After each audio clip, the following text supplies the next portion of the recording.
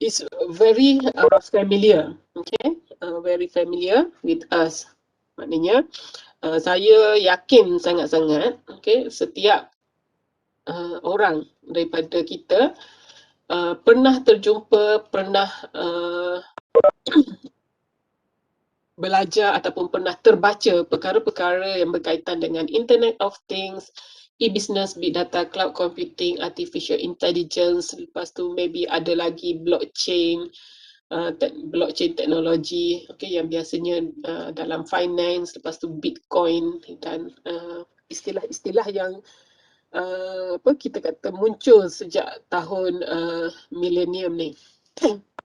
Daripada tahun 2000 ni memang banyaklah istilah-istilah tersebut. Jadi dalam topik selected issues ni, kita just nak gather all the information. Okay, since everyone have already come across this topic, you have already have knowledge about this topic. So now we gather all the information.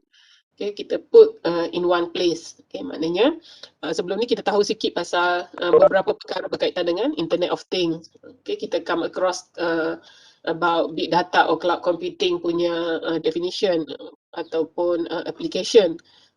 But now we need to discuss, we need to see the application of these technologies in our daily life. Dan yang objektif kita untuk semester ini ialah untuk maknanya kita boleh tulis balik ataupun kita boleh bagi opinion ataupun kita boleh tulislah since at the end of the semester kita ada final exam, maknanya kita boleh tulis balik apa yang kita tahu berkaitan dengan perkara-perkara ni. Okay. Maksud saya semua orang dah pernah tahu istilah-istilah yang disebutkan tadi. Okay, Internet of Things tahu, e-business dah tahu, big data pun pernah terbaca, cloud computing pun dah pernah belajar secara tak langsung ataupun langsung. Tapi maknanya akhir semester ni maknanya kita pastikan semua knowledge yang kita tahu ataupun yang kita dah ada tu, maknanya kita boleh letakkan, kita boleh kumpulkan sekali dan express balik dalam bentuk written. Okay, maknanya korang boleh tulis balik ke tak. Jadi yang pertama sekali Internet of Things. Bila kita bercakap pasal Internet of Things, that's mean everything or some things are connected to internet. Okay? Jadi kalau kata pada satu masa dahulu lah, okay, mungkin perkara ni amat asing. Okay? Tapi bagi your life maybe tak asing lah sebab korang semua lahir tahun berapa korang lahir? Korang semua muda lagi kan? So saya rasa korang punya tahun kelahiran pun tahun 2000 ataupun 98, 99, tahun 2000, 2001. So it is 20, ada yang tak sampai lagi pun kan. Ada yang tak sampai 20 sekarang ni umur. Ada yang mungkin masih berumur 19, ada yang masih berumur 20, 21. Jadi bila korang lahir tu sudah banyak, okay, sudah banyak perkara-perkara yang dihubungkan dengan internet. Okay, your first smartphone, okay, your first smartphone adalah smart. Maksud saya kalau zaman saya dulu 40 tahun yang lepas telefon tak smart lagi. Okay, kita tak ada smartphone lagi. Jadi korang mungkin tak pernah menggunakan telefon yang ada keypad tu. Okay, yang kita type tu words tu keluar dekat skrin. Dan sekarang ni kita tak maybe orang zaman dulu ataupun saya zaman baya-baya korang dulu tak imagine lah sekarang ni kita punya telefon semuanya full screen, tak ada keypad di tengah. So you boleh imagine apa yang saya kata. Maknanya kalau dulu dekat bahagian atas tu ada screen, dekat bahagian bawah tu ada keypad. Dan kita tarik dekat keypad, tengok dekat screen. Tapi sekarang ni semua telefon touch screen, tak ada keypad. Maknanya macam kita menulis di atas screen lah. Jadi sepatutnya untuk membincangkan topik-topik issues in ICT ni, you are better than me. Okay. Maknanya saya tak perlu nak ajar sangat pun kan. Okay. Saya tak perlu nak ajar korang apa topik-topik ni, apa artificial intelligence, what is the devices used in the Internet of Things world. So you yang sepatutnya explain kepada saya. Okay, so apa yang dikatakan dengan Internet of Things ni. Okay, sebab ini dunia korang, zaman yang korang lahir dah ada semua perkara ni. Kalau zaman saya dekat universiti, internet, dari mana nak akses internet? Okay, internet hanya boleh diakses dekat lab, dekat universiti lab. So pergi dekat lab, guna PC dekat lab baru kita boleh Google apa-apa maklumat. Okay, masa tu belum ada lagi personal yang internet punya line ni. Maknanya yang dekat telefon tu pun line untuk hantar mesej, terima SMS, buat call, macam tu je. Okay. I still remember my first handphone. Jenama apa Sony Ericsson kot. Sony Ericsson. Lepas tu Nokia. Daripada mesej ataupun skrin hitam putih, lepas tu kalau dapat yang color screen, lepas tu kalau dapat terima hantar mesej, hantar gambar apa semua tu dah kira advance lah pada masa tu. So kalau compare dengan zaman sekarang ni, memang 360 darjah lah dia punya perubahan tu. So dalam masa sekarang, whether we realize it or not, we are surrounded by devices that are connected to internet and have access to internet. Okay, so kalau kata kita tengok pada diri kita sendiri ataupun di sekeliling kita atau rumah kita, lepas tu nak keluar lagi daripada rumah, kita pergi ke jiranan kita, dekat bandar yang tempat kita tinggal, di kawasan yang kita tinggal. Okay. Bermula dengan diri kita sendiri. Okay. Berapa devices yang connected to internet? Okay. The basic things saya rasa setiap orang dia mesti ada smartphone lah. Dia ada smartphone. Tak kira lah murah ke mahal ke. Tapi smartphone kita tu connected dengan internet. Walaupun ada yang kata smartphone tu basic sangat. Dia bukan Internet of Things punya devices. Tapi kita just discuss kat sini. Okay, apa peralatan yang connected dengan internet? So smartphone salah satu daripadanya lah. Dan juga kita punya PC ataupun laptop. Okay, boleh connect dengan internet. Lepas tu maybe dekat ruang tamu ada TV, okay, television yang connected to internet. Okay, we use smart TV. So kalau dulu harga smart TV mahal, tapi sekarang ni smart TV harga dia sama je dengan TV yang tak smart. yang TV yang biasa tu. 2000 lebih pun dah dapat smart TV. Pergi kat dapur, maybe kalau kat dapur saya just ada peti sejuk biasa je, peti ais yang biasa je.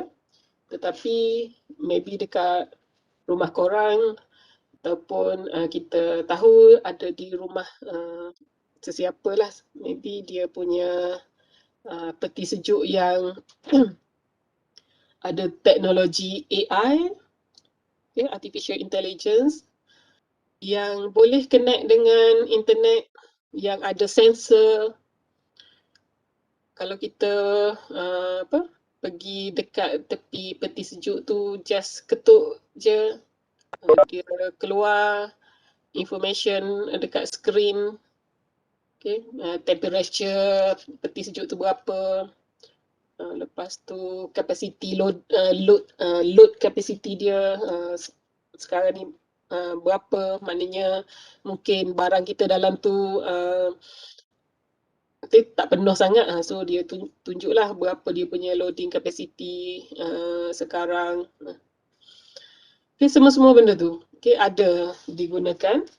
Lepas tu washing machine,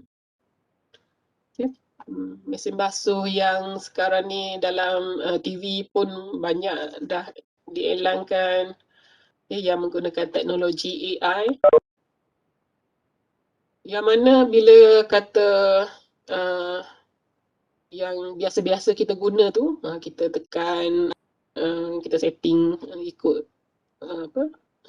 benda yang kita nak kan, function dia yang kita nak dekat mesin basuh tu. Tapi kalau yang washing machine yang menggunakan teknologi AI, dia akan kita masukkan baju tu, dia tahu dah nak baca macam mana, kita tak payah nak tekan nak pilih function dia. Dia tahu jenis baju, mungkin kalau sutera, dia akan proses, dia akan pusing dengan cara yang lembut ke macam mana. Saya tak tahulah sebab saya pun tak ada lagi washing machine yang macam tu. So maybe korang lah yang akan explore, korang yang pernah guna ke benda tu. So kita boleh bandingkan dengan aplikasi teknologi ni telah membuatkan kehidupan kita berubah disebabkan oleh kemajuan dalam penggunaan teknologi.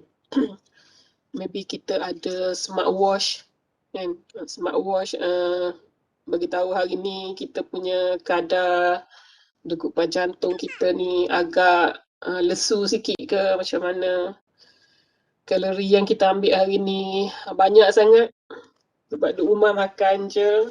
You need to exercise. Lepas tu siap cakap lagi exercise kita nak kena berapa minit baru boleh bakar kalori. Itu adalah surroundings yang kita hidup sekarang ni, maknanya dalam dunia Internet of Things. Jadi Internet of Things basically refers to devices, devices around us that are connected to internet, have sensors that can communicate information. Maknanya peralatan tu dia bukan just buat dia punya fungsi saja, tetapi boleh memberi information kepada kita, boleh provide information dan juga boleh transfer information kepada dia punya inilah pengeluar dia, manufacturer dia. So benefits dia dalam kehidupan seharian, kita boleh elaborate apa Internet of Things ni dia punya benefit kepada kehidupan seharian kita, mempermudahkan ke apa semua. Dan dalam perniagaan, dalam perniagaan kita come across dengan industri 4.0, industri revolusi industri 4.0, yang mana kebanyakan urusan ataupun operasi perniagaan menggunakan mesin yang berkapasiti untuk completion of the work function as almost complete or perfect as people do. Jadi kita pun kalau kita tengok yang smart home, okay, dia guna Google Home punya aplikasi untuk buka tutup aircon. Kita dulu-dulu kita kata remote control tu pun dah bagus kan. Kita boleh duduk dekat atas sofa tu tengok TV, tak payah nak bangun tutup TV dekat TV tu sendiri. Sebab ada remote control. Remote control tu dah hebat dah. Tapi dengan smart home, kita guna Google Home ke ataupun Amazon punya Echo, tak payah nak cari remote. Dekat mana remote nak tekan nak tutup TV, nak tukar channel. Tapi just gunakan arahan ataupun suara saja.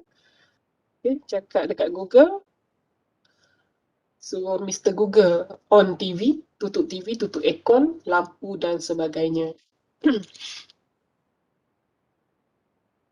Tetapi isu yang seringkali dikaitkan dengan penggunaan internet dan juga peralatan yang boleh di-connect dengan internet ni adalah berkaitan dengan security dan juga privacy lah.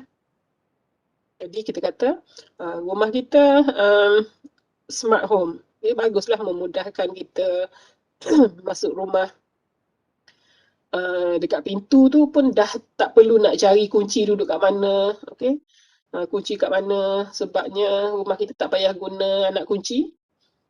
Tapi guna kod saja ataupun sensor je, letak thumbprint je dekat pintu tu, tepi tu, dia dah boleh buka pintu. Lepas tu masuk rumah tak payah nak cari switch lampu. Okay, boleh bagi arahan saja, jadi on semua lampu ke aircon dan sebagainya. Dan apa-apa saja peralatan, contohnya bangun pagi, apa yang kita buat, apa semua. Jadi semua peralatan ni, since it is connected to internet, jadi dia akan simpan maklumat tu. Jadi akan simpan maklumat tu dan maklumat tu akan dibaca oleh supplier lah, okay, oleh pihak yang mengendalikannya. Jadi dia tahu lah maknanya kehidupan kita seharian, there's no more privacy. Okay, privacy dalam rumah tu maknanya telah dibaca. Paling-paling simple pun kita kata yang kita guna telefon ni lah kan, smartphone. Okay. Kita selalu allow dia punya location, okay, on location. Apa-apa aplikasi yang kita download dalam tu, kita masa kita download tu kan dia ada tanya do you agree to apa-apa. Okay, that's mean we allow this application to save your location. Okay, tengok data-data berkaitan dengan gambar, access kita punya picture dan juga files. So we are sharing our personal information to outsiders actually. Jadi semua peralatan-peralatan ni dia memang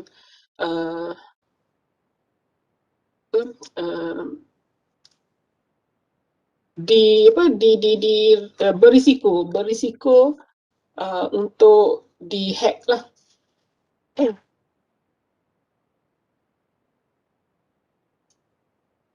Jadi dengan adanya banyaknya peralatan-peralatan yang menggunakan internet, sebab tu sekarang ni peniaga-peniaga mengambil peluang untuk membuat perniagaan secara online. Maknanya, e-business memberikan peluang untuk setiap perniagaan mengembangkan dia punya teritori. Okay? Maknanya, tiada boundary dari segi geografi, senang dan juga banyak kelebihan-kelebihan dalam e-business ataupun online business. Kalau kita bayangkanlah, okay, kita berminat untuk buka sebuah perniagaan yang berbentuk kafe. Okay, kita nak buka kafe. Okay, lokasi kafe kita tu maybe di depan Uniza. Jadi, kalau kita perniagaan kita tu secara tradisional, kita bayangkan siapa customer kita yang akan masuk kafe tersebut. Okay? Di depan Uniza tu katalah lokasi dia. Okay. The most targeted customer adalah Uniza punya staff, Uniza punya student dan mereka-mereka yang ada dekat neighborhood, yang berhampiran di situ, yang akan pergi ke kafe dekat depan Uniza. Ataupun maybe orang yang lalu di jalan raya nampak kita punya kafe tu macam menarik, so dia akan singgah. Adakah orang dekat Cendering, Seberantaki ataupun di kawasan-kawasan yang jauh sikit, dia akan pergi duduk kat kafe kita tu setiap hari? Lainlah kalau kafe kita tu memang favourite dia lah, kita kata. Tapi dengan adanya perniagaan, kita buka perniagaan secara online, kafe kita tu menyediakan penghantaran, okay? Customer boleh pilih menu, okay? Kita letakkan dekat kita punya website ataupun social media. Jadi peluang untuk kita perkenalkan perniagaan kita tu kepada orang yang di luar sana, okay, akan lebih luas.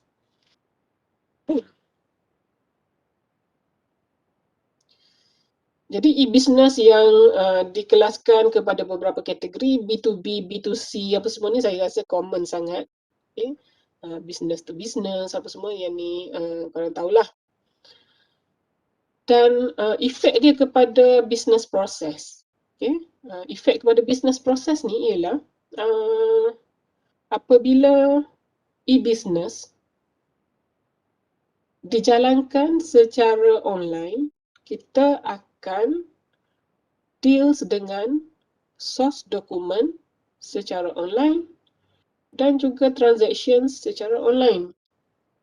Okay, bukan lagi secara tradisional yang kita deals secara fizikal.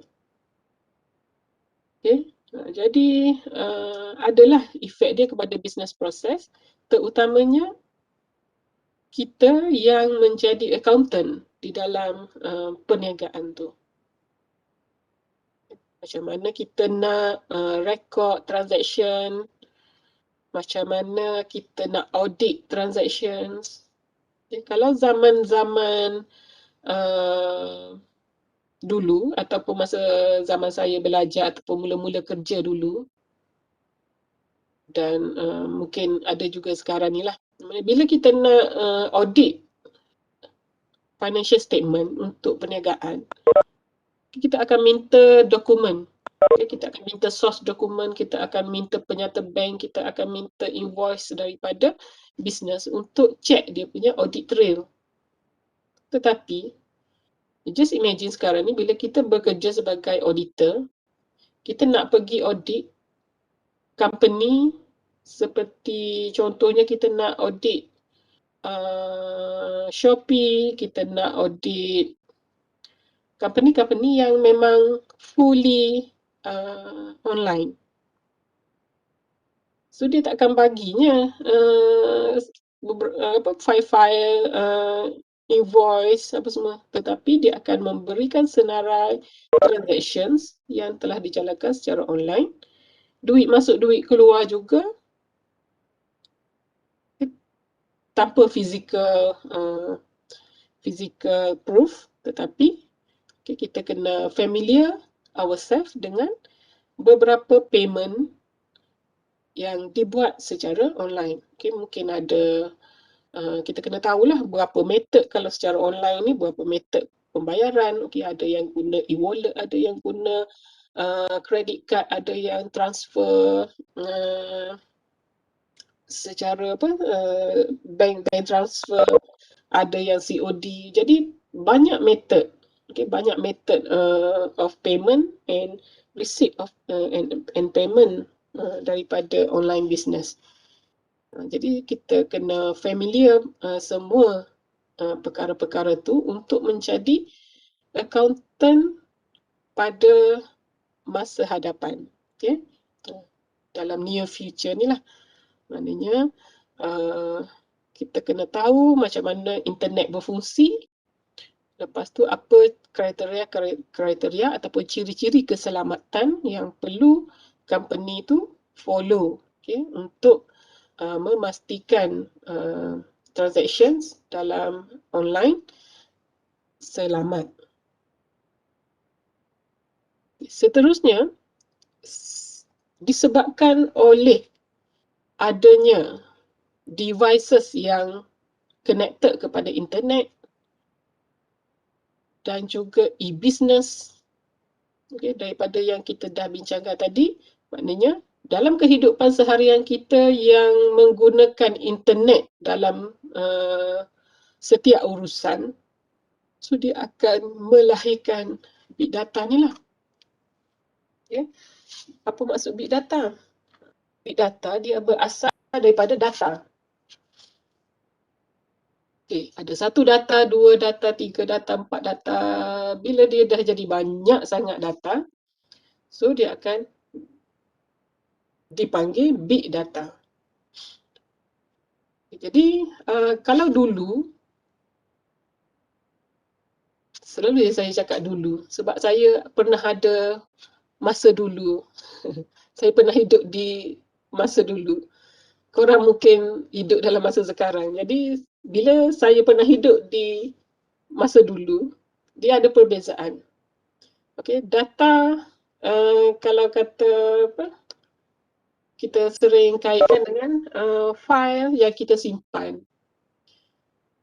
Data apa yang kita share setiap hari? Mungkin SMS kepada kawan-kawan. Lepas tu ada assignment yang dibuat untuk hantar assignment. Cari maklumat dekat mana? Maybe dekat internet jugalah. Data tu, kalau zaman dulu simpan dalam disket dia. Lepas tu bila dekat universiti dah tahun-tahun akhir tu, dah ada thumb drive lah ataupun pen drive. Lepas tu kawan-kawan guna external hard disk. So, biasanya yang ada external hard disk ni, yang ada suka simpan movie lah. Yang suka download movie cerita Korea apa semua, semuanya kebanyakannya akan guna external hard disk. Tapi fungsi dia sama lah dengan pen drive tu, cuma dia besar sikit.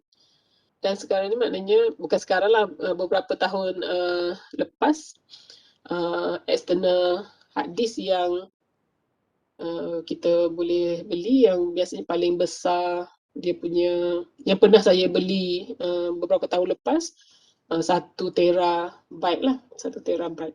Besar sangat lah, tu pun tak penuh guna.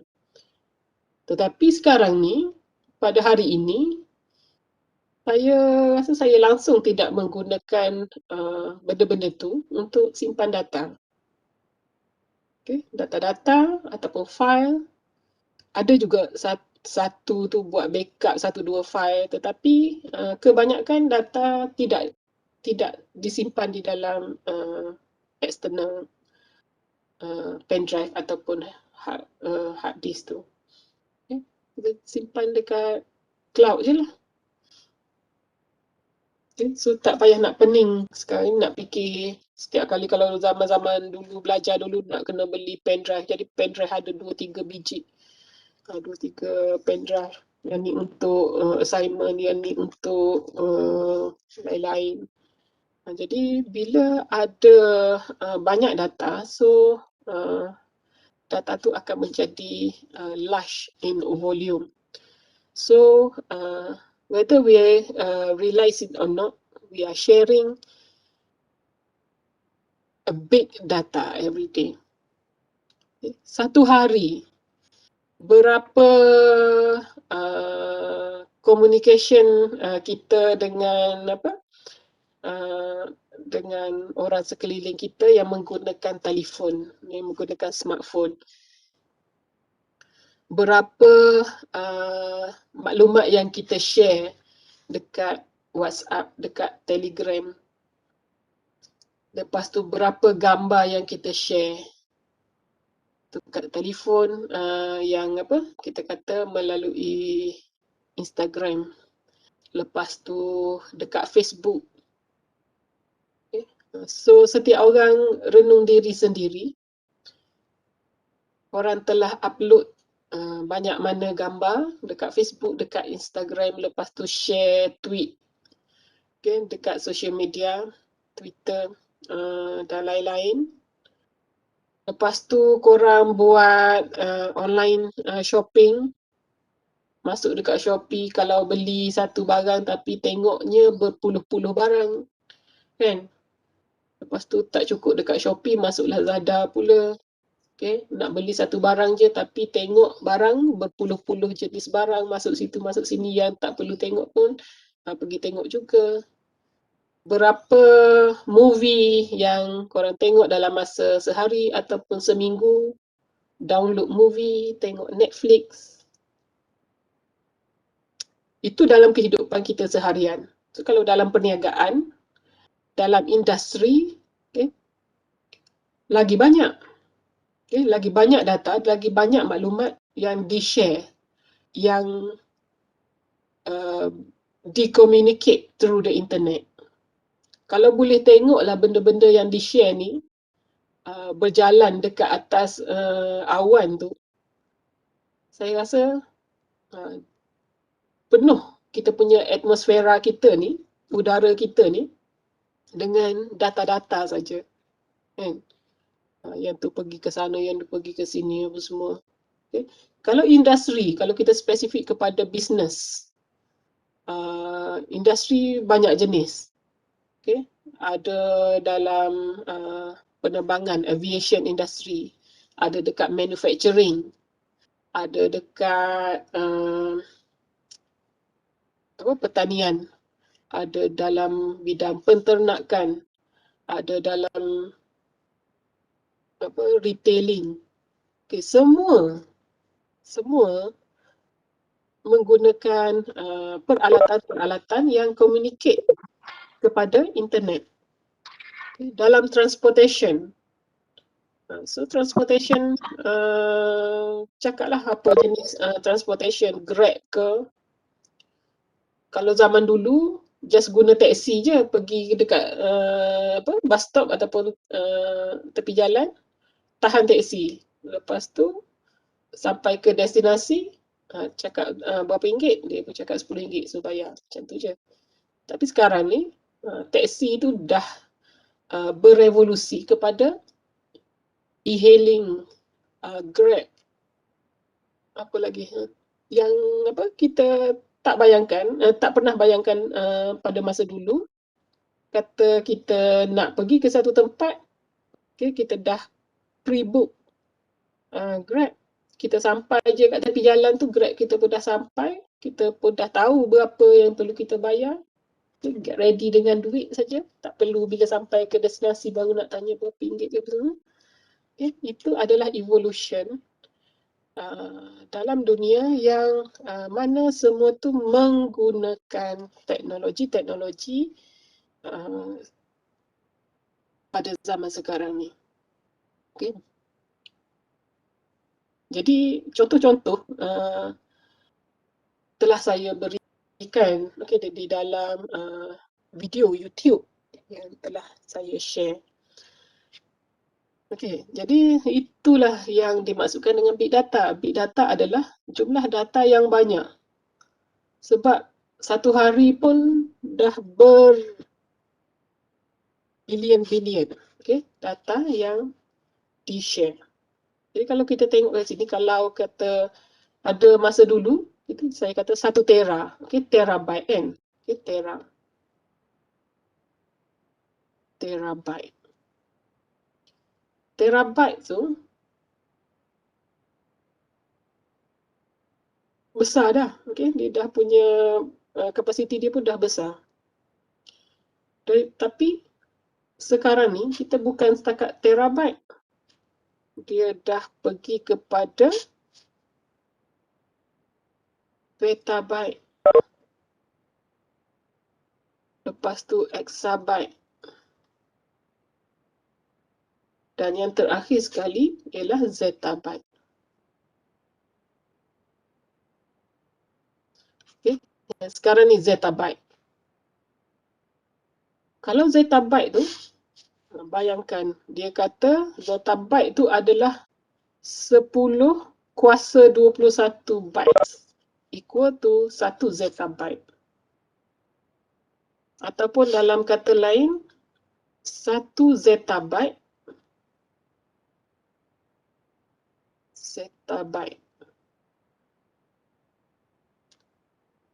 sama dengan 1 trilion. Mana trilion? 1 trilion gigabyte.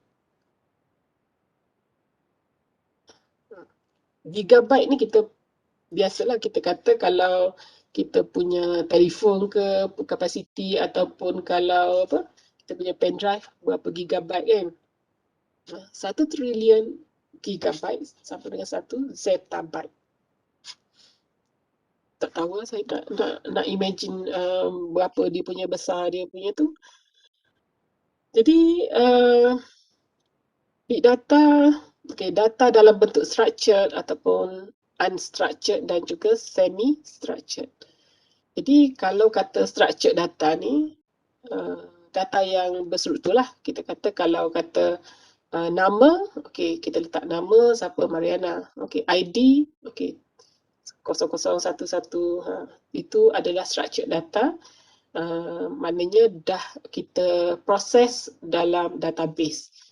Unstructured data adalah data yang tidak berstruktur, yang mana kita kata kalau kita search satu perkataan dekat dalam macam Google kan, katalah kita search apa, kita search satu perkataan, contohnya kita search COVID, okay? So dia akan keluar data yang tidak berstruktur, iaitu dalam bentuk teks, dalam bentuk video, dalam bentuk audio, okay? Jadi unstructured. Benda yang kita search tu pun akan menyumbang kepada big data. Semi-structured, okay, semi-structured tu adalah data-data yang diletakkan di dalam XML ataupun database management. Dan kriteria of big data adalah dari segi volume, variety, velocity dan juga variability. Jadi yang ni dia just nak beritahu big data ni maknanya sebab data tu volume dia sangatlah besar, variety pelbagai, velocity adalah speed of data dan variability adalah kepelbagaian dalam bentuk macam mana data-data tu akan dihandle.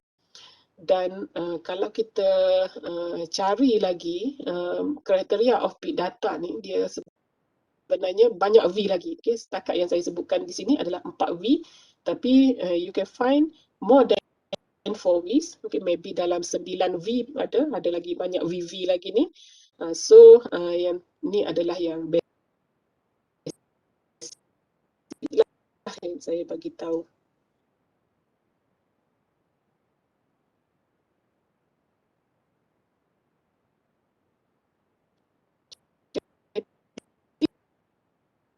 Data yang banyak ni, macam mana kita nak analisis? Advanced to analyze type of large data, unstructured data. Kalau kata macam kita kata kalau kita punya PC tu ataupun laptop kita, laptop kita ada berapa bytes kan, dia punya capacity processor dia dan juga space dia, berapa hard disk dia.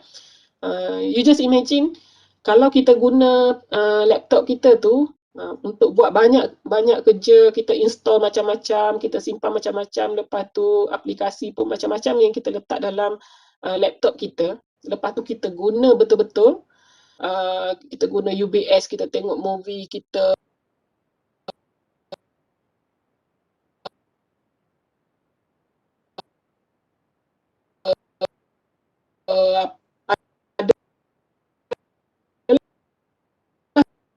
okay, painting punya application pun kita game pun masuk juga. Bila kita capacity dah, kita kata tu lama-lama tak boleh nak proses, dia tak boleh nak install dah. Itu contoh laptop kita, dia proses ke hard dia. You just imagine dalam dunia sekarang yang banyak di luar sana ni, adakah prosesor-prosesor yang ataupun server-server dapat menampung semua kapasiti tersebut, nak proses data tersebut. Kita tengok sekarang ni macam betul Uniza, webmail. Kita kan ada semua ada webmail Uniza kan. Uniza webmail. Sekarang ni Uniza sudah berhijrah ke Gmail. Saya tak pasti kalau yang student punya pun dah berhijrah ke Gmail ke? Yang staff semua dah berhijrah ke Gmail. Sama ke? Itu menunjukkan bahawa server Uniza tidak mampu ataupun sudah cukup berat untuk di-expand untuk menampung kapasiti data-data yang kita buat naik dalam kita punya server, email server. Jadi sebab tu bila pindah ke Gmail, dia jadi besar sikit lah. Dan itu macam kita kata kita berpindah kepada cloud, cloud computing. Jadi kita menggunakan servis yang disediakan oleh Google. Kita guna dia punya server untuk handle email, email Uniza. Bukan lagi server Uniza yang dulu menggunakan webmail tu. Webmail Uniza tu yang tanda biru Uniza tu kan. Uniza punya sekarang dah jadi Gmail. Walaupun alamat dia mungkin sama, kita tak tukar yang extension kat belakang tu, tapi features dia dah berubah kepada Gmail. Sebab wujud perkataan analytics. Kalau kita type big data, dia akan keluar big data analytics. What is big data analytics? Jadi kita kata data ni dia akan menghasilkan maklumat kan. From data, we process the data to transform to information. Jadi why we need to analyze the data? Mungkin bagi kita personally, kita kata some data ataupun information tak berguna kepada kita, tapi bagi orang lain dia berguna. Why need to analyze the data? The expansion of online store, for example, macam saya kata tadi, kalau online business, lepas tu Yahoo, Amazon, eBay, Alibaba. Okay, semua tu dia akan analyze customer behavior. Okay, by analyzing kita punya click rates. Okay, click rates. Maknanya seorang individu ni bila dia masuk dalam online store, okay, dia masuk dalam Shopee ataupun dia masuk dalam Lazada, dia klik berapa kali, okay, dekat mana yang dia klik, dia akan record kita punya search logs. Okay. Produk apa yang kita banyak search, kita banyak tengok. Okay, apa gunanya dia tengok benda tu? Dia simpan maklumat tu. Dia analisis kita punya behavior sebab apa? Okay, sebab promotion lah. Okay. Kalau satu hari ataupun kalau 1 jam tu kita habiskan masa untuk search satu barang. Okay, katalah kita nak search smartwatch. Okay, nak cari smartwatch. Jenama apa yang bagus. Kita pun search dalam internet, cari 2-3 jenama website. Mana yang offer harga apa semua. Lepas tu tak jadilah beli. Tengoklah petang nanti, malam nanti, esok nanti. Okay, semua ataupun kita akan terima at least satu ataupun lebih iklan-iklan kat tepi yang keluar. Okay, yang tu kita panggil push notification yang dia akan bagilah ni produk jenama ni, jenama tu, daripada ni, dari smartwatch tu, smartwatch ni, dia akan pushkan kita. Okay, maknanya kita pun nak hidup lepas tu tak senang lah. Okay, selagi tak beli, dia akan keluar lah untuk beberapa tempoh. So itu big data.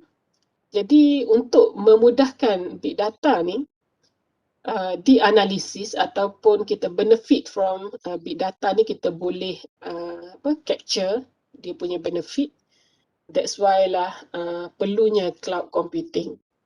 Jadi cloud computing adalah terms yang digunakan untuk describe cloud storage, okay, computing power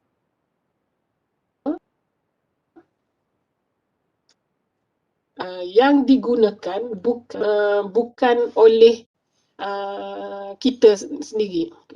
Maksud saya macam kalau kata Uniza, okay, Uniza dia tak perlu nak provide server dia sendiri untuk proses data ataupun proses email ke contohnya, tetapi dia menggunakan service cloud. So dia ambil Google, okay, Gmail. Kalau kata macam kita lah, okay, individu yang biasa-biasa ni, macam contoh kita tidak mempunyai kapasiti untuk membeli hard disk ataupun external hard disk ataupun pen drive yang banyak. Okay, sebab dia kita kata sangat merumitkan kehidupan kita, kita kena simpan banyak external hard disk untuk simpan data. So kita gunakan cloud storage. Okay, ada yang guna Dropbox, ada yang guna cloud lain yang free. Okay, contohnya Google Drive. Okay, semua tu adalah cloud storage yang memudahkan kehidupan kita. Kita kata dari segi cost sebab kita ambil yang free. Tapi kalau kita nak banyak lagi, maknanya kita kena subscribe juga kan, kita kena bayar certain amount. Jadi kelebihan dia adalah kat situ. Contohnya kita tak perlu nak keluarkan kos untuk beli peralatan tu sendiri, dan kita risiko-risiko takut hilang ke apa semua tak ada. So dia dah ada dekat cloud. Jadi cloud computing adalah storage dan juga computing power. Okay, storage capacity dan juga computing power yang disediakan oleh pihak luar, okay, bukan pihak kita sendiri. Maknanya dia tolong simpan.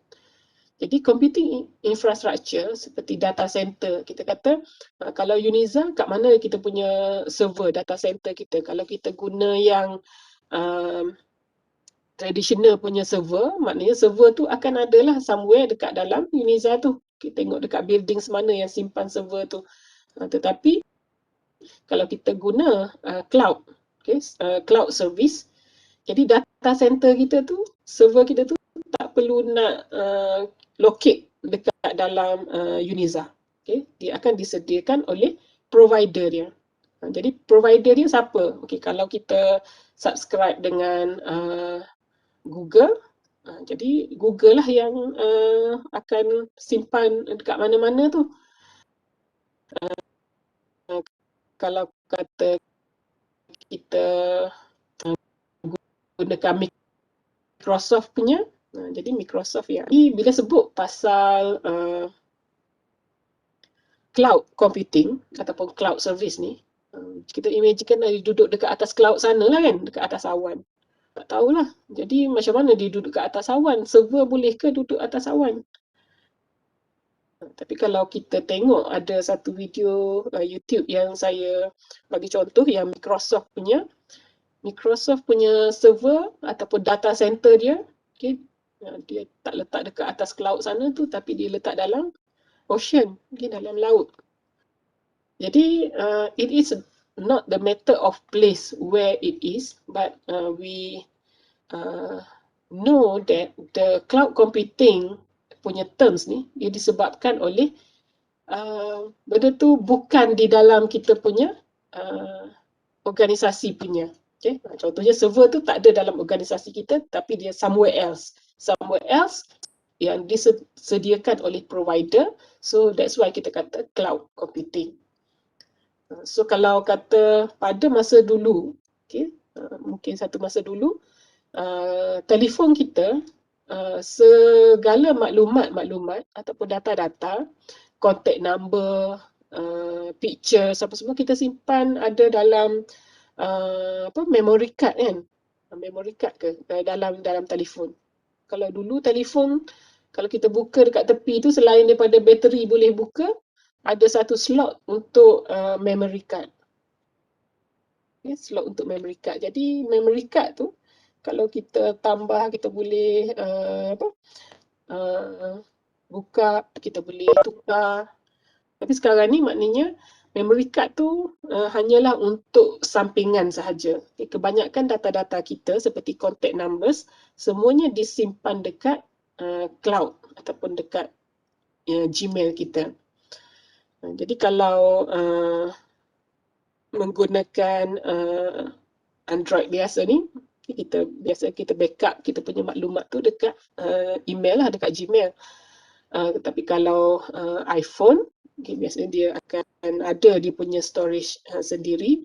iPhone ni dia special lah sebab dia ada application dia sendiri, dia menggunakan dia punya teknologi sendiri seperti iCloud dan sebagainya.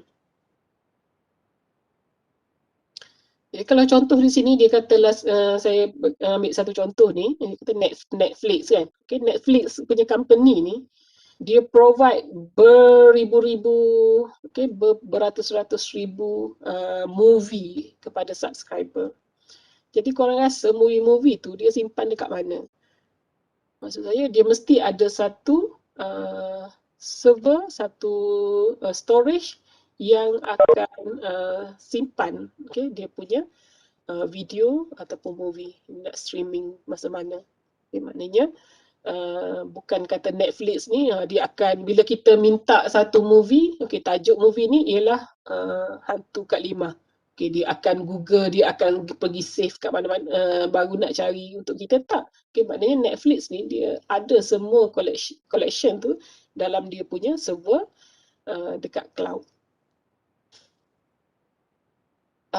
Type of service untuk cloud computing ni, infrastructure as a service, platform as a service dan juga software as a service.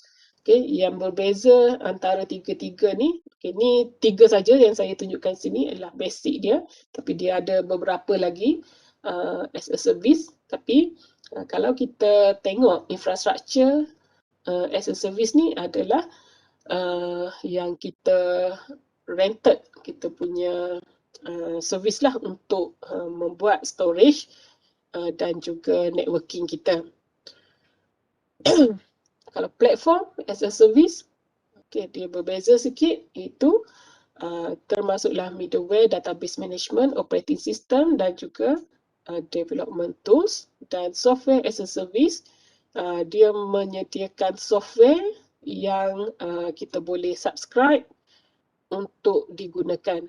Okay, contohnya, kalau kita kata macam yang UBS yang saya nak ajar ataupun yang saya suruh korang belajar ni, yang tu bukan cloud lagi lah, sebab kita just ada satu aplikasi yang kita akan belajar, iaitu UBS accounting. Jadi korang ambil link dia, korang boleh install, ataupun korang ambil CD, korang boleh install. Jadi yang tu tak termasuk dalam cloud computing. Okay, yang tu computing yang tradisional baru, yang biasa saja. Maknanya korang kena cari software tu untuk install, baru boleh guna. Tapi kalau kata software as a service ni yang disediakan oleh cloud ni, maknanya kita tak perlu kita tak perlu nak cari CD, kita tak perlu nak install dekat kita punya PC, tapi kita boleh subscribe sahaja software tu dengan provider dan boleh digunakan. Seterusnya, types of cloud deployment. Ada yang menggunakan public cloud, private cloud dan juga hybrid cloud. Kalau public cloud ni maknanya macam yang boleh digunakan oleh public,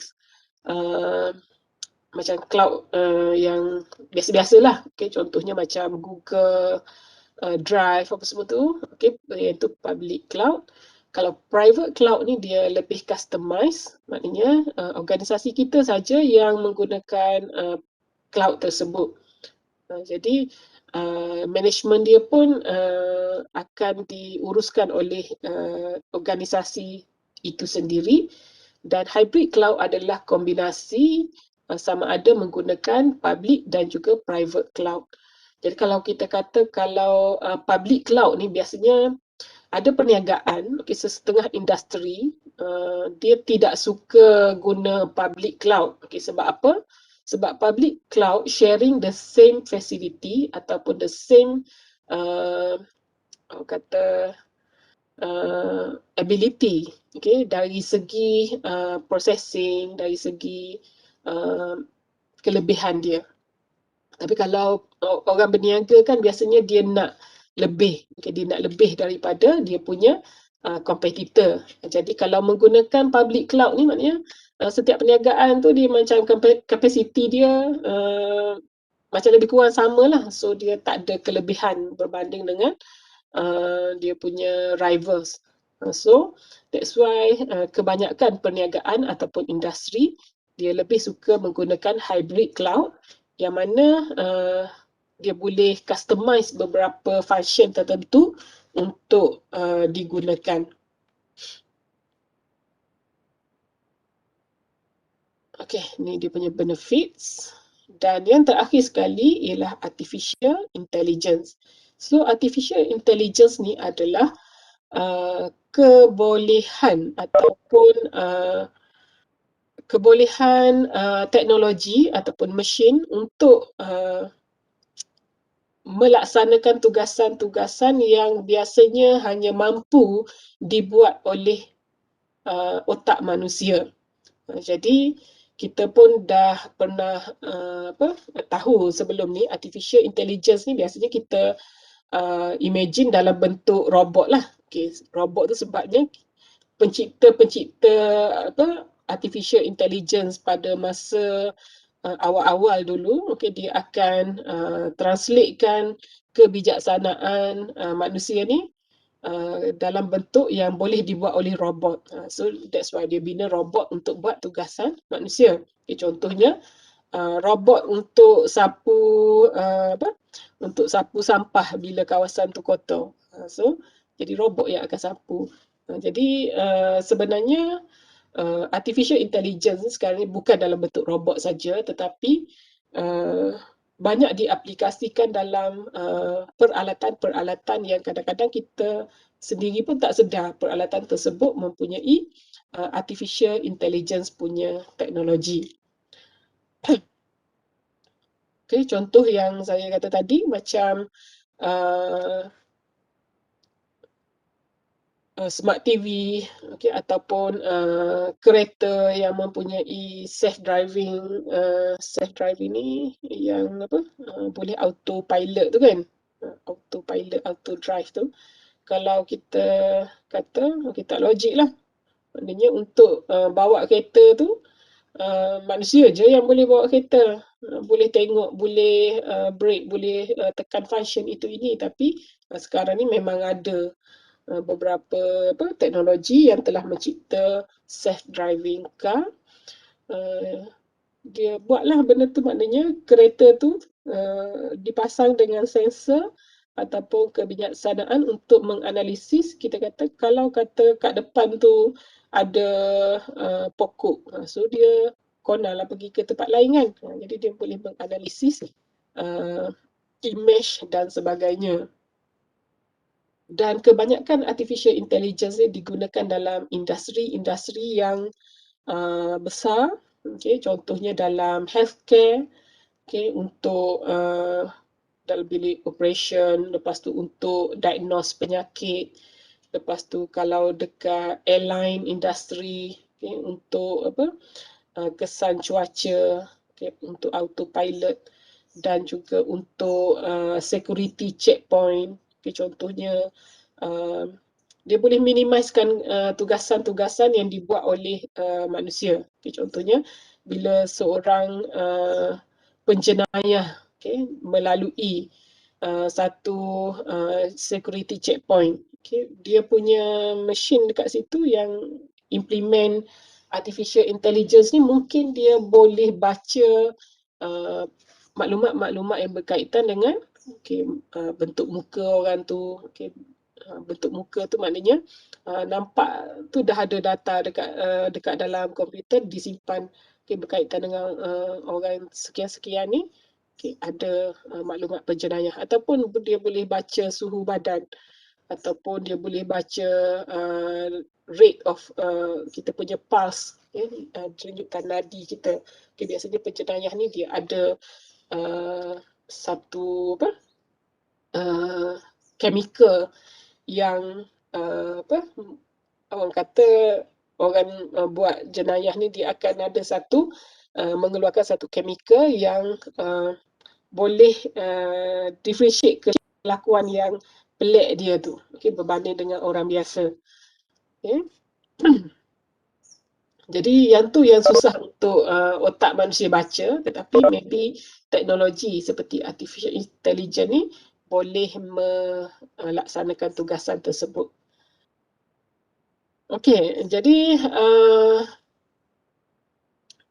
contoh-contoh ataupun penerangan yang lebih jelas ada saya pick up daripada beberapa video dekat YouTube, untuk menjelaskan lagi dengan lebih detail, dengan lebih tepat.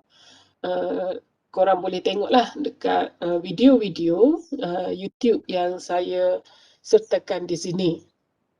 Contoh-contoh dia, aplikasi dia di mana, dan juga soalan discussion yang saya bagi di sini, dua contoh, iaitu satu dekat airline industri dan juga satu lagi dekat smart farming.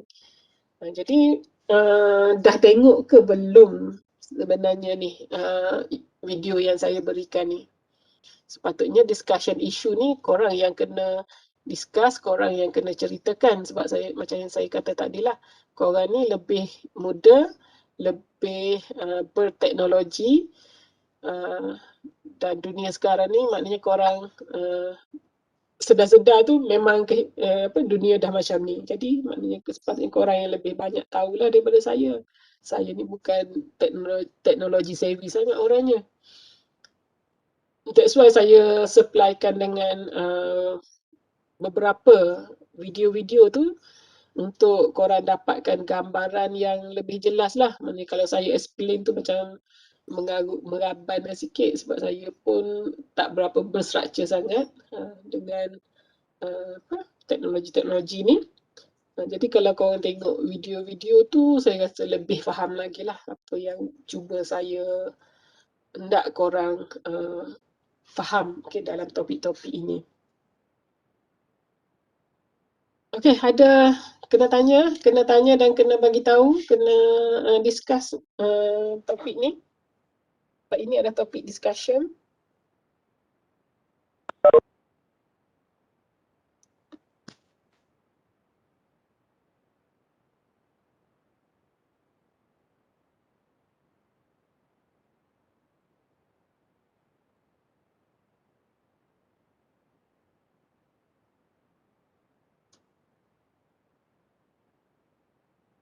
Tak ada yang nak bagi ataupun apa yang korang rasa macam bother sangat kalau pasal topik teknologi terkini ni, apa yang korang rasa excited ke? Boleh share, boleh bagi tahu. Mungkin saya ada yang saya tak sentuh, korang rasa kalau pasal teknologi ni patutnya kita kena tahu pasal benda ni, ataupun ada satu perkara menarik yang korang nak share.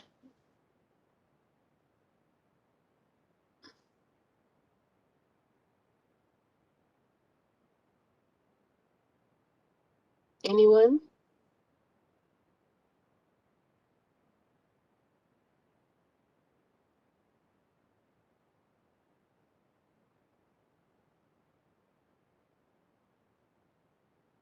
Okay, Madam, sebenarnya saya tak tengok lagi video tu, tapi apa yang saya nak share pasal teknologi, kalau pada saya sekarang lebih ramai cenderung untuk macam teknologi dalam pembuatan video. So banyak apa ni apps yang tersedia daripada internet tu, maksudnya pelajar ataupun masyarakat sendiri suka untuk mendalami lah apps tersebut, maksudnya belajar apps tersebut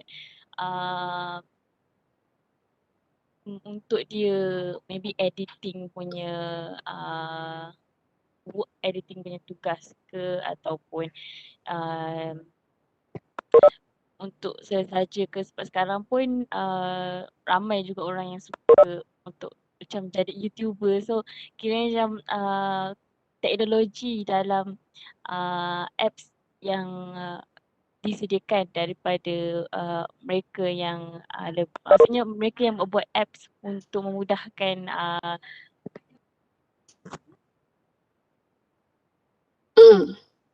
Okay, terima kasih Nabila. Betul tu. Maknanya macam kalau kita kata video editing kan, video editing maknanya daripada shooting sesuatu video, lepas tu nak edit, nak bagi improvekan lagi video kita tu dengan memasukkan subtitle, nak masukkan music apa semua. Okay, semua tu dipermudahkan dengan adanya apps. Okay? Macam-macam apps yang boleh korang pilih. Jadi kalau kata tugasan ni, kita tak perlukan orang yang kerja bahagian video editing pun sebenarnya kan. Maknanya korang sendiri pun, student pun dah pandai buat video, edit video dan sebagainya. Jadi maknanya banyak teknologi yang membantu mempermudahkan kehidupan kita dan juga menjadikan kemahiran-kemahiran tertentu yang kalau kata dulu perlu dipelajari bersungguh-sungguh saja, tapi sekarang ni adanya apps dia mensimplifikan. Okay, dia membantu memudahkan tugasan tersebut. Maknanya untuk buat video editing, tak perlu pergi, tak perlu belajar, tak perlu ambil course untuk video, capture video, edit video apa semua pun kan. Kita tak perlu ambil course short course ke apa semua, tak perlu, tapi guna apps tertentu yang membantu buat video. Dan macam YouTuber sekarang ni, sebab apa kata ramai sangat yang jadi YouTuber? Sebabnya tugas untuk mengambil video, edit video tu bukan susah. Okay? Tidak susah. Jadi ramai yang mendapat manfaat daripada situ.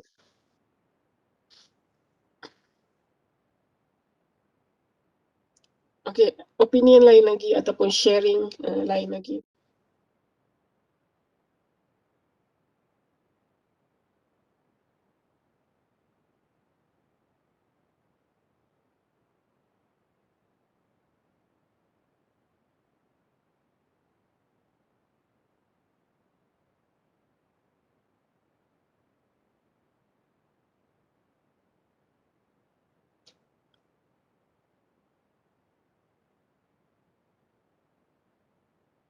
Madam, saya boleh teringat lagi satu. Kan sekarang ni mungkin dulu kita lebih tertarik dengan kereta-kereta ataupun design daripada design kenderaan lah daripada luar negara, tapi dengan adanya teknologi sekarang kita punya teknologi industri mobil, industri pembuatan kereta tu sendiri dah jadi satu maksudnya sesuatu yang kita boleh compete lah, maksudnya dengan adanya macam contohlah pada saya macam design Proton X70. So dia punya design dia tu dah boleh menyamai dengan luar negara punya design. Maksudnya teknologi teknologi advance yang berlaku dalam zaman sekarang ni dah banyak membantu negara itu sendiri untuk lebih membesarkan ekonomi, mengembangkan ekonomi punya itulah sektor. Betul tu. Maknanya kita kata kalau dulu teknologi luar negara, teknologi negara-negara maju, Jepun, US, apa semua kan, Jerman, negara-negara tersebut saja yang mampu menggunakan teknologi-teknologi canggih kan dalam pembuatan contohnya kereta. Tapi sekarang ni bila teknologi ni dia menjadi semakin banyak dan semakin updated, dia akan cepat kos dia akan cepat inilah kompetitif. Maknanya kita kata kalau dulu teknologi maju ni kos dia sangat tinggi. Okay? Maknanya kalau kita tak mampu nak adopt teknologi tinggi dalam pembuatan industri kita, tetapi sekarang ni bila dah semakin maju, dah semakin maju teknologi tu, sebenarnya teknologi akan menjadi semakin murah dan juga mudah untuk diperolehi. Okay, that's why kita boleh, negara kita yang biasa-biasa ni pun kita boleh apply, kita boleh guna dalam industri kita beberapa teknologi-teknologi maju tersebut. Macam kita kata macam smartphone kan, smartphone, laptop semua tu. Kalau kata masa dia mula-mula keluar dulu, orang kaya je, orang banyak duit je boleh pakai semua tu. Tapi sekarang ni semua orang hampir boleh memiliki teknologi dan kemudahan tersebut. Okay, contoh yang Nabila bagi kata X70 kan. Jadi design, dari segi design pun saya pun memang mengakui walaupun saya tak suka jenama Proton tu. Tapi saya mengakui satu-satunya kereta jenama Proton yang paling up to date dari segi dia punya design adalah X70. Okay, nampak setanding design tu dengan design kereta luar negara. Okay, jadi kita compare kebanggaan kita kepada jenama dalam negara kita lah, maknanya so far kualiti tu nombor 2 kan, kita cakap pasal dari segi design dan juga teknologi yang diaplikasikan dalam kenderaan tersebut macam X70, X50, maknanya kereta-kereta yang terbaru ni, jenama-jenama baru terbaru yang dalam negara kita pun dah boleh apply touch button punya start, lepas tu ability untuk parking, side parking masuk tanpa maknanya auto parking kan, maknanya kita bagi instruction je dia boleh masuk parking sendiri. Semua tu adalah teknologi yang kita kata satu masa dulu negara kita macam susah lah nak guna teknologi tu. Okey, dalam kereta BMW, Mercedes saja yang ada teknologi canggih tu, tapi sekarang dalam Proton pun dah boleh apply sikit-sikit kan. Okey, bagus. Maknanya kita saya bagi dua contoh senario video dalam industri airline dan juga farming ni, tu antara contoh sajalah. Maknanya aplikasi di luar sana tu banyak lagi. Kalau saya letak banyak lagi kat sini, korang punya mata berpindah-pindah pula nanti nak tengok banyak video yang banyak dekat YouTube tu. Tapi ni adalah dua contoh. Okey, contoh yang paling mudah untuk kita faham, contoh yang paling menarik untuk kita tengok.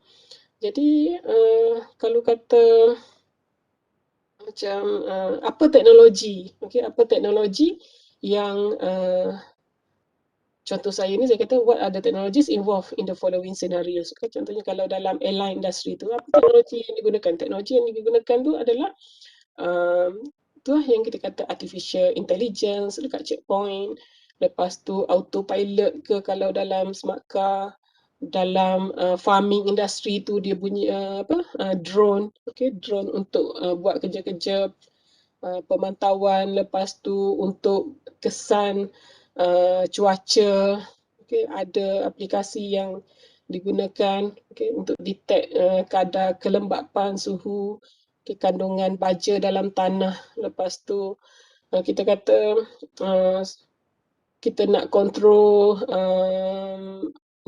siraman kan, siraman untuk kita punya tanaman tu. Macam mana kita nak tahu pokok tersebut memerlukan air, memerlukan siraman ataupun memerlukan baja.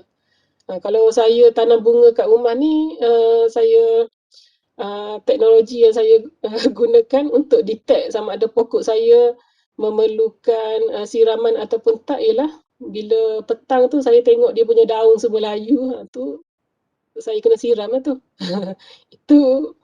Itu cara saya, tapi saya tak ada teknologi kata. Maknanya tengok dengan mata, daunnya semua dah tunduk ke bumi tu, maknanya saya pun siramlah.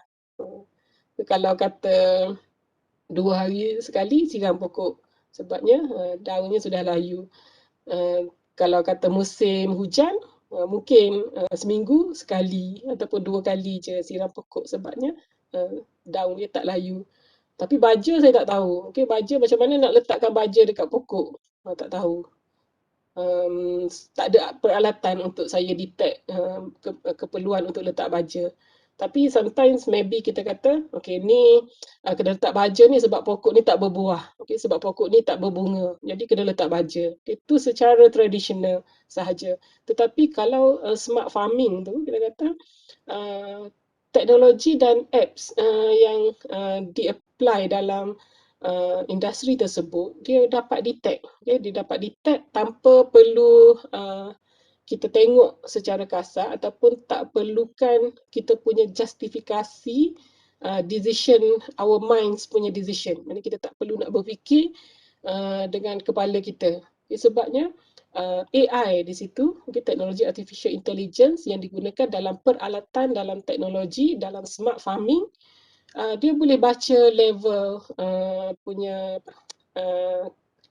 ke humidity, perlukan siraman ataupun tidak, dan level baja dalam tanah, kandungan nitrat apa semua dalam tanah untuk memberitahu bahawa tanaman tu memerlukan baja.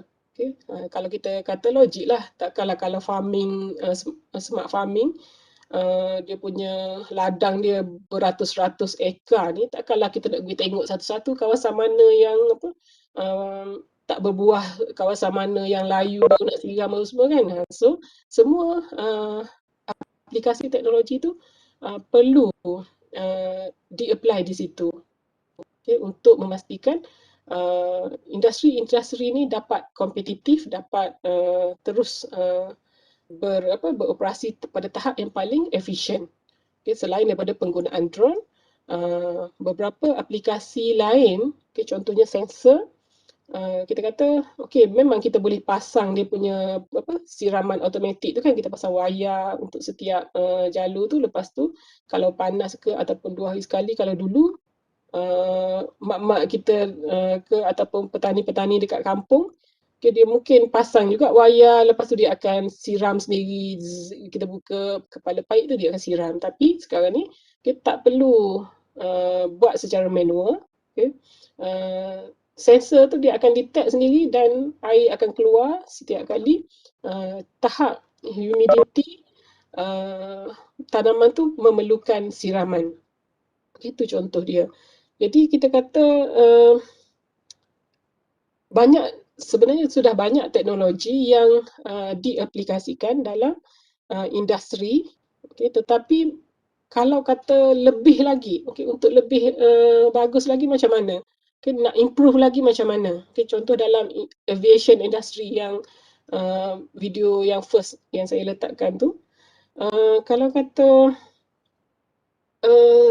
sebenarnya sebelum ni pun memang sudah banyak teknologi-teknologi yang digunakan dalam industri penerbangan dekat airport. Kita boleh pergi check in, kita boleh drop bag, kita boleh melalui security dengan selesa dah sebelum ni. Tetapi bagaimanakah teknologi seperti artificial intelligence, cloud computing ataupun big data, dekat mana benda tu berlaku? Benda tu ada dekat proses yang mana? Kita kata kalau kat artificial intelligence untuk detect facial recognition, untuk check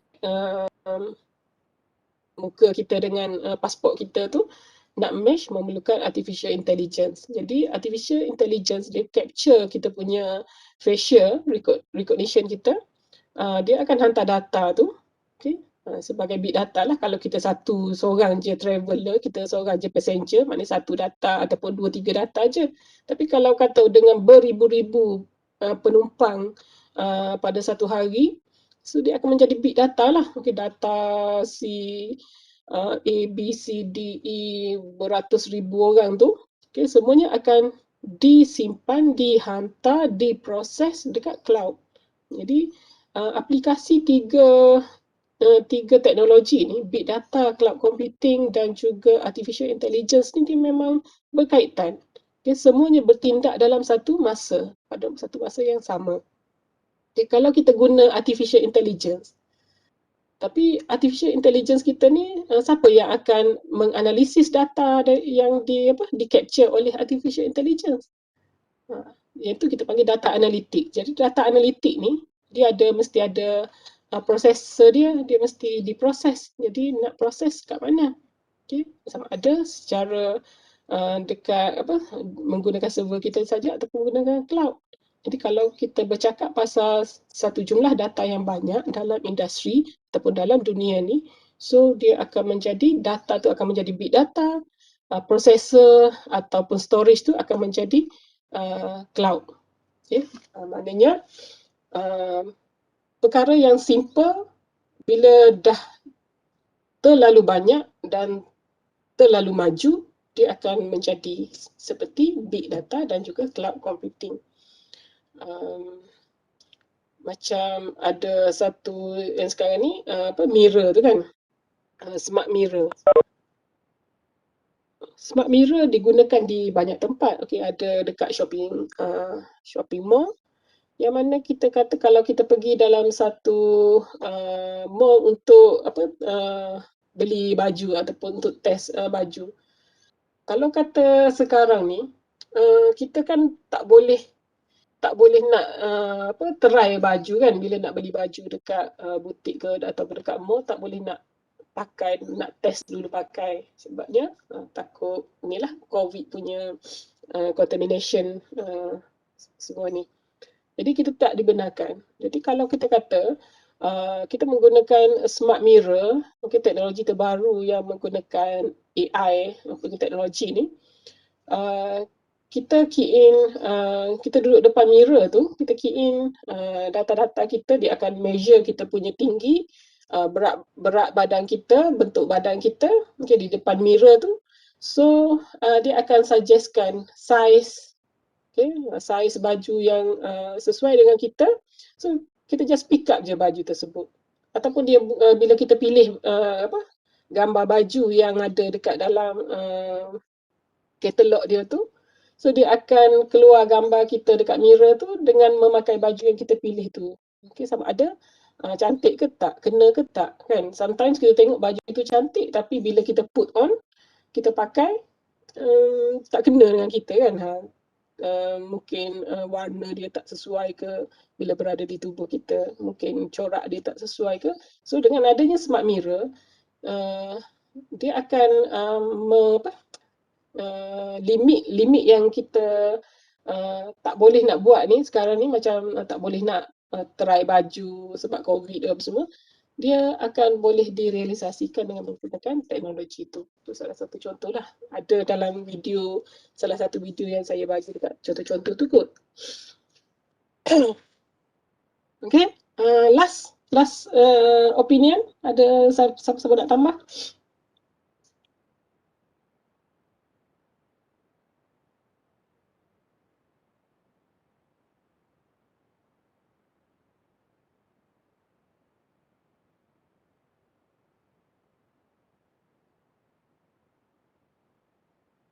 Jadi tengok, baliklah tengok semua. Okay, saya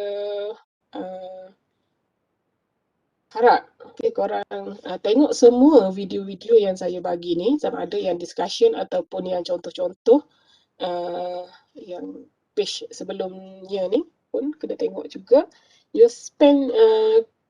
kena spend your time, some of your time untuk tengok semua ni. Tengok tu kena dengar betul-betul, cuba faham. You will not feel sorry lah. Maknanya nanti korang akan bersyukur mungkin video-video ni nanti dengan ilmu yang korang ada dekat korang yang dah korang ada dalam kepala masing-masing tu, maknanya yang berkaitan dengan teknologi, ilmu, pengalaman dan juga tambahan daripada video-video yang saya pick up sedikit daripada YouTube ni, mungkin akan dapat membantulah untuk korang jawab exam nanti. So, tak ada apa? Tak ada soalan?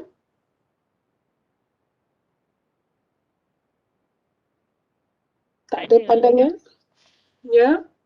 Tak ada. Tak ada. Yalah. Sepatutnya tajuk. Good luck. Sepatutnya tajuk selected issue, tajuk isu semasa macam ni sepatutnya kena discussion lah, kan.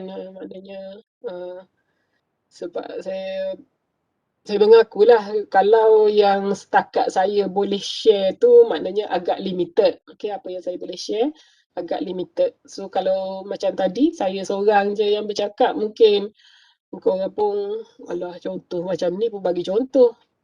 Apa yang saya elaborate tu mungkin tak sampai ke.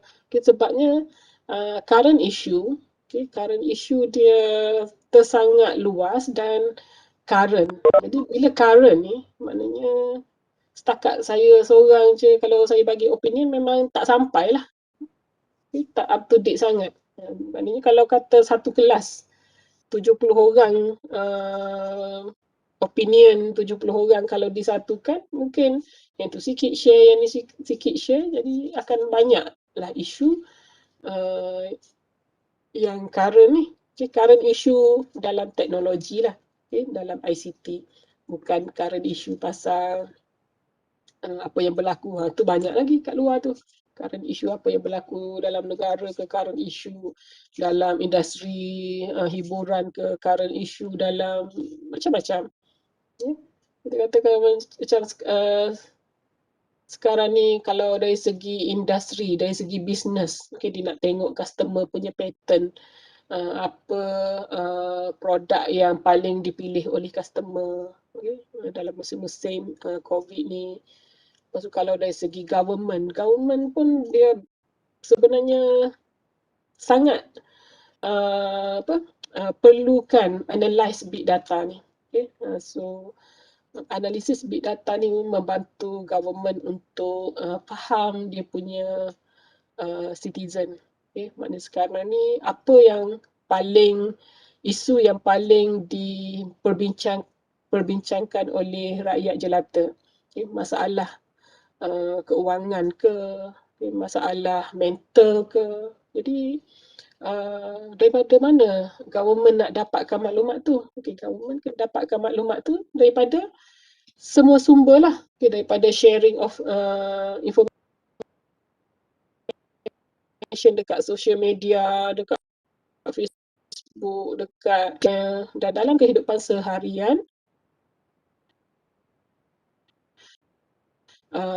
rakyat, okay, apa yang berlaku, maknanya kalau kerajaan all the data, all the information, dia takkan faham masalah rakyat kecuali apa yang tahu sahaja. So itu yang membezakan kerajaan yang gagal dan kerajaan yang betul-betul berjaya menghandle negara. So kalau kita nak elaborate ataupun nak explain berkaitan dengan government ataupun e-government, sekarang ni memang topik yang agak menarik jugalah. Okay, agak menarik juga. Maknanya apa yang di-share oleh rakyat, okay, dalam kehidupan seharian, dalam sosial media, kita boleh ambil dalam teknologi-teknologi yang diperbincangkan ni, akan membantu kerajaan tu, dan sama ada dia nak jatuh ataupun dia nak terus menjadi pilihan rakyat. Jadi kita boleh tengok dah sejak berapa tahun lepas kan, kerajaan yang tidak prihatin, kerajaan yang tidak tahu apa yang berlaku dekat rakyat sekarang ni, apa yang rakyat pentingkan, apa yang rakyat bincangkan, dan last sekali dia tak dapat tak dapat tackle lah. Okay, dia tak dapat tackle rakyat. So sekarang ni isu kesihatan paling hangat diperbincangkan. Jadi jika pihak-pihak tertentu mengambil cakna berkaitan dengan masalah yang dihadapi sekarang ni, maknanya dia akan dapat membantu sebenarnya untuk pembuatan keputusan. Okay, so kalau tak ada nak share apa-apa, korang tak nak share apa-apa, harapnya nanti dapat jawab exam je lah. Final exam ada 4 soalan. Antaranya ialah topik ni isu, selected issue, tajuk yang terakhir ni. Lepas tu topik yang business cycle yang before ni lah, topik yang sebelum ni, iaitu berkaitan dengan apa aktiviti dalam perniagaan kan, aktiviti dia, dan juga apakah risiko-risiko ataupun threats, okay, ancaman, masalah untuk dalam setiap aktiviti tu, dan juga what is the procedure yang kita boleh ambil untuk mengatasi masalah tersebut. Okay, contoh yang saya bagi tahu, peak order, okay, peak customer order. Jadi customer order ni, jadi masalah yang mungkin timbul ialah kita salah ambil barang, tersalah packing, tersalah shipping. Jadi apa cara untuk mengatasinya? Okay, prosedur dia tu. Prosedur untuk counter the problem is, okay, contohnya kena maklumat tu kena tepat, masa isi maklumat, ambil maklumat tu, dan apa-apalah yang telah kita bincangkan dalam tajuk business process, business cycle. Lepas tu yang ketiga, topik diagram tu. Okay, data flow diagram kan, hari tu kita buat satu latihan saja, yang mana latihan tu saya suruh buat apa lah, tak ingat. Ia sama ada yang flowchart DFT dengan lukis kan, lukis flowchart tu. Jadi training dia ataupun soalan dia sama ada korang diberikan flowchart, lepas tu korang ceritakan apa yang berlaku dalam flowchart ataupun diagram tu. Kita ada dua kan, flowchart, kita ada DFD, data flow diagram.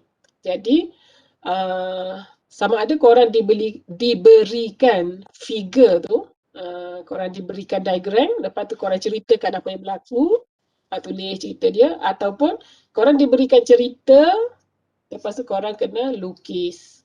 Jadi tengok balik video yang saya buat online Webex hari tu.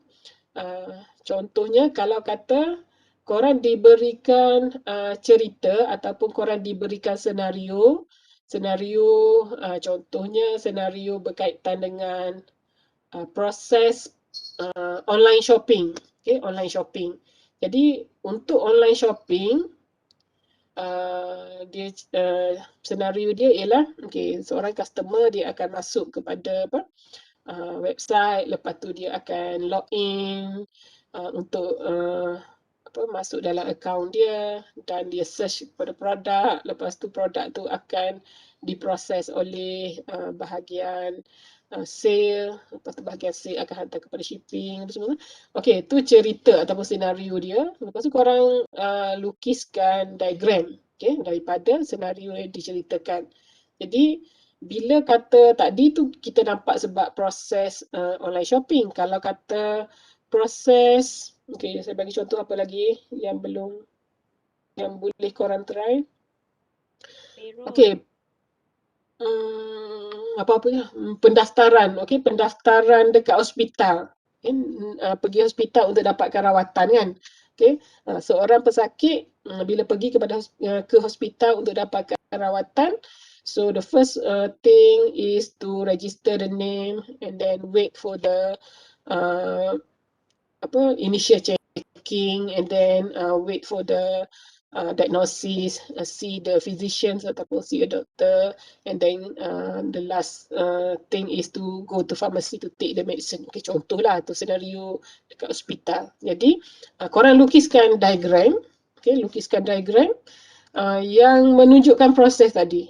Mula-mula sekali lukis bulat, kena register nama kan. Yang kedua, arrow dia pergi ke proses yang kedua, iaitu tunggu dekat waiting punya area. Lepas tu proses yang ketiga,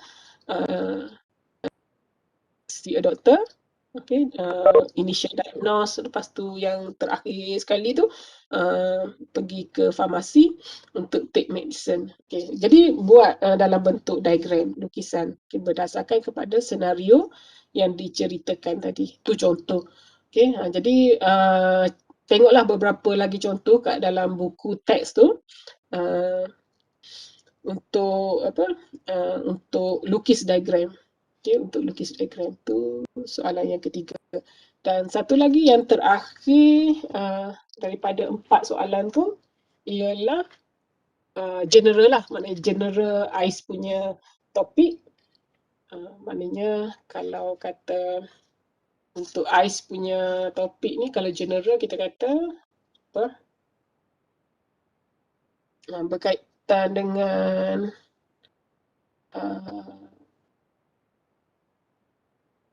teknologi lah, contohnya apa benefit yang contoh accounting software kan boleh bagi benefit dalam kita punya profession. Dia akan membantu accountant, memudahkan tugasan accountant. Contoh general topik lah dalam AIS punya profession. So ada 4 soalan final. Total marks 100.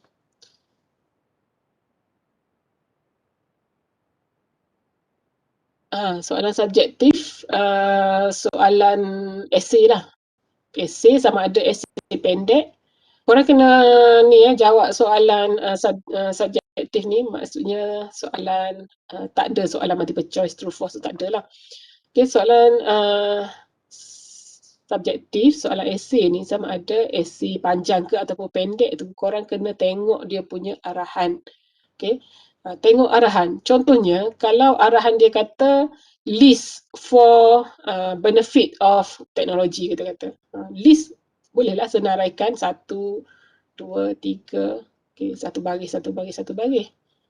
Kalau dia kata briefly explain, okay, briefly explain. Kalau briefly explain tu dia bukan satu baris lah.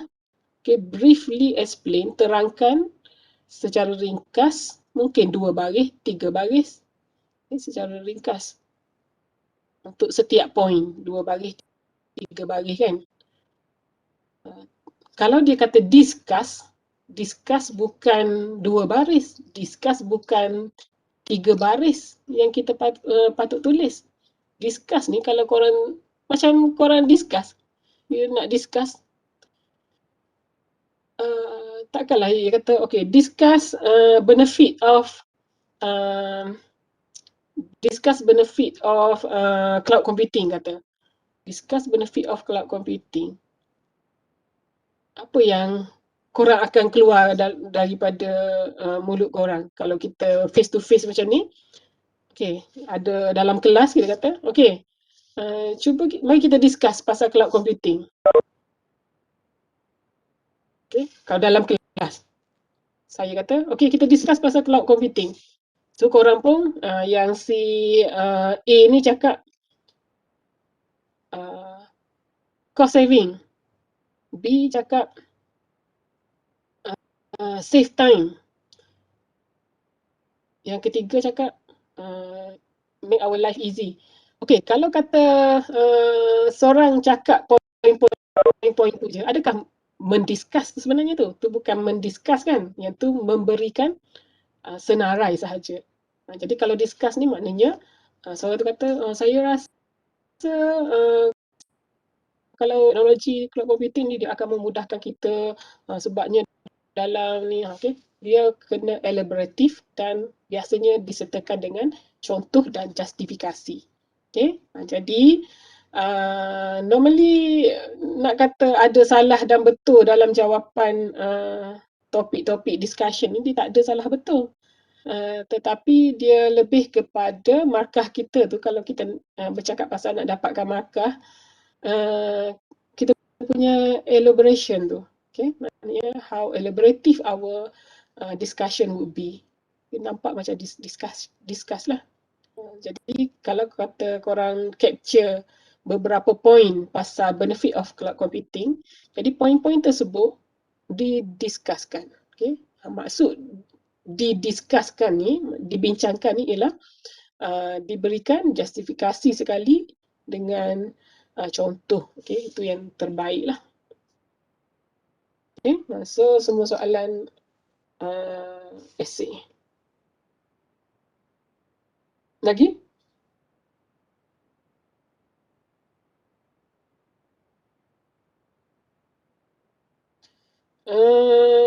Saya terima kedua-duanya, sama ada handwritten ataupun boleh type.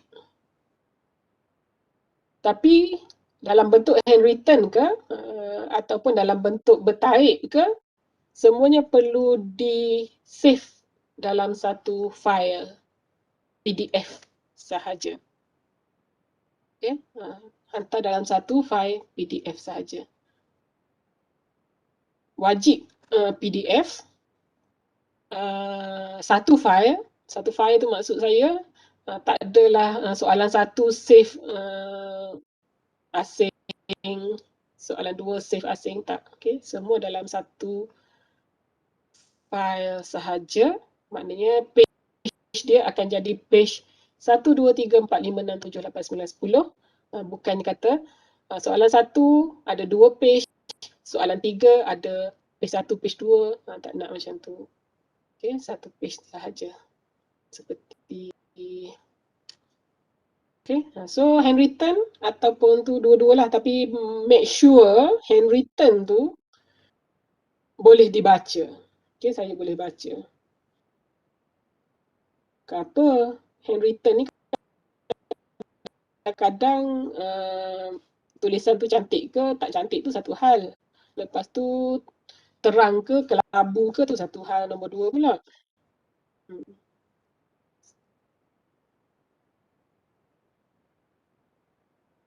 Madam, untuk yang diagram tu kita akan gunakan apps kan?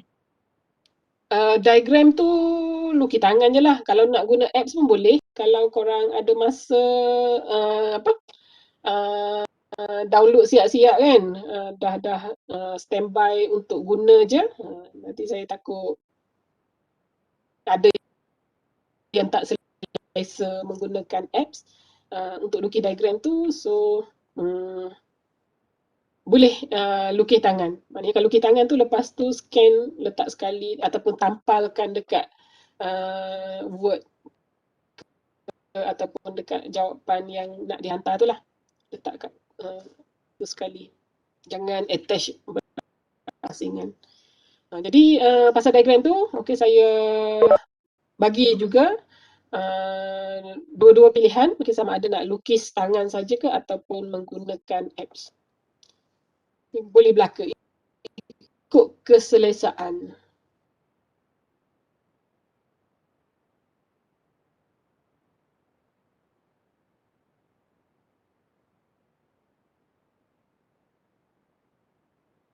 Lagi?